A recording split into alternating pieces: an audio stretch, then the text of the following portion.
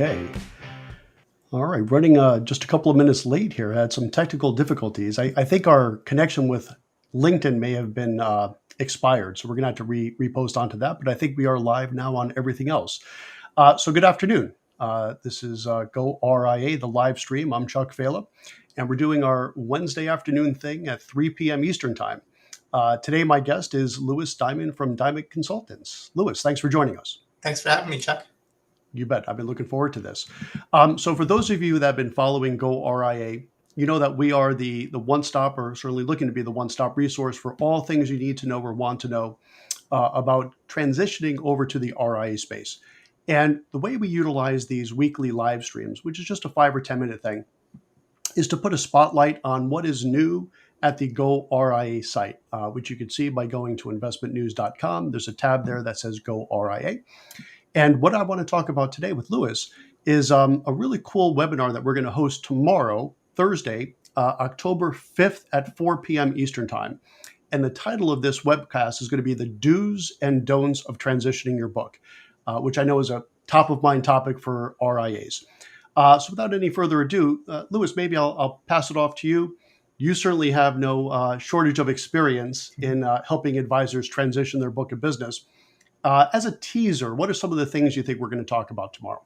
Yeah, there's a lot to talk about, and we have two other outstanding panelists who come from different backgrounds than myself. So I come at it more from the advisor consulting and recruiting side, kind of being the career Sherpa for folks that are considering going independent or changing firms, and have a lot of on the ground experience there. But we also have Sharon Ash, who is a rockstar attorney who helps with the employment transition side and also the launch of RIAs, and also Tamara, who's really good with being kind of nuts and bolts of repapering and really making sure a business moves over effectively. So I think we each come at it from a different perspective. Something I'm really excited to talk about tomorrow are some of the mistakes to avoid. So everyone wants to know, what do folks wish that they knew before they moved? We can shine a light on that.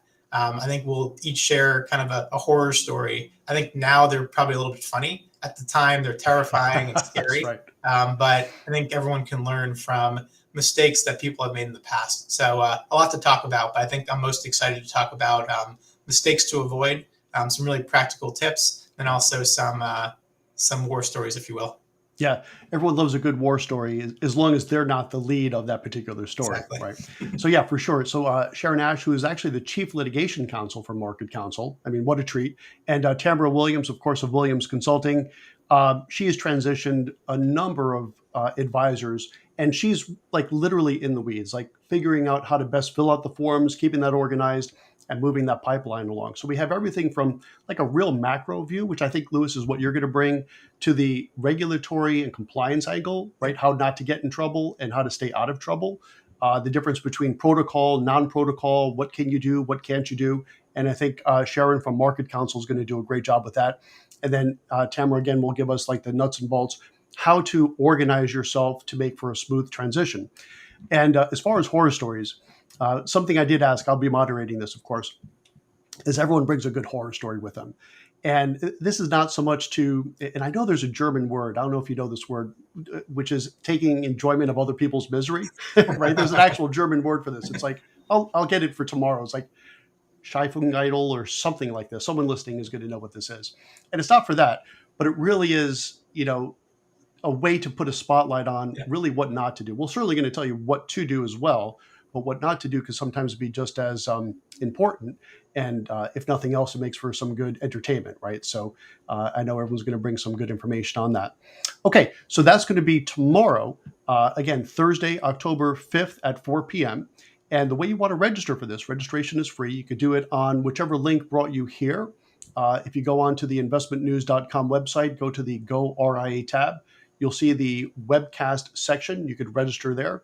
And I believe also in this LinkedIn or Facebook or Twitter, wherever you're watching this, there's a link I put in there as well. That'll take you directly to the right spot. Now, as far as other content, and I'll give a little teaser on this, I came back from the FPA National Conference last week. And let me tell you something, I'll do a post on this, I think, tomorrow. But I had 7 great interviews with all kinds of fantastic folks. Sonia Dreisler from Choir, we talked about DEI.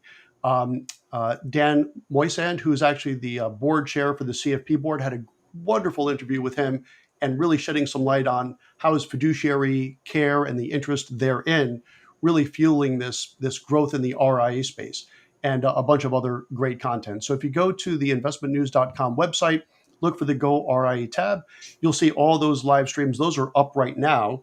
And then tune again tomorrow, again, October 5th, Thursday at 4 p.m. And you'll see Lewis, you'll see Sharon, you'll see Tamara, and of course myself. And we're going to spend an entire hour telling you what to do and what not to do when transitioning your book. Lewis, any final thoughts? Maybe give them a little teaser on something, perhaps. Yeah, let's see here. Yeah, I think like we're talking about, learning from other people's mistakes is a great way to not repeat those mistakes. Yeah. But I'll give you a teaser on, I think, something to do. And this is a fundamental to our guidance to advisors, but start with the end in mind. I think that's from a James Covey book. But if you think about what you want to accomplish at the end, work backwards from there. A lot of times advisors who are considering a transition, they'll kind of just start with the first thing in front of them. I got a call from so-and-so, or my friend went to this firm, or tell me about Schwab versus Fidelity. But what they don't take into account is the strategy behind it. So what do I want to be when I grow up? Ultimately, what's my goal? Where do I want to be 10 years from now?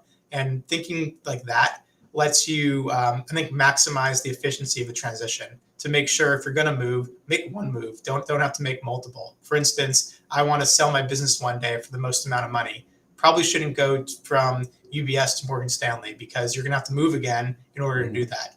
So just thinking in that view helps you, I think, to avoid multiple transitions, and also to maximize the outcome and really run an efficient due diligence process. So we'll definitely have plenty of other helpful tips, and also kind of the funny war stories. But there's a lot to learn from the three of us. I'm more excited to learn from my panelists. Honestly, they're smarter than me in their own disciplines, and I'm excited to be able to translate some of their learnings to future clients of mine. That sounds good. I know I'm looking forward to it. And Lewis, thanks for joining us here today for this live stream, and we will see you tomorrow for the webcast proper. And on behalf of Investment News and Go RIA, I'm Chuck Vela. And I am remiss, I forgot to thank our sponsor at the beginning, so I'm going to give them a super big thanks now, which is LPL Financial. And as I like to say and truly believe, if you are loving LPL as an independent broker-dealer, I promise you will love LPL as an RIA custodian. They've got a really interesting value proposition, and we'll be talking about that more sometime in the near future. So again, on behalf of Investment News, Go RIA, thanks for joining us, and we'll see you next week for this live stream again, and we'll see you tomorrow, hopefully, for this webcast. Take care. Thank you. See you later. Thanks, Lewis.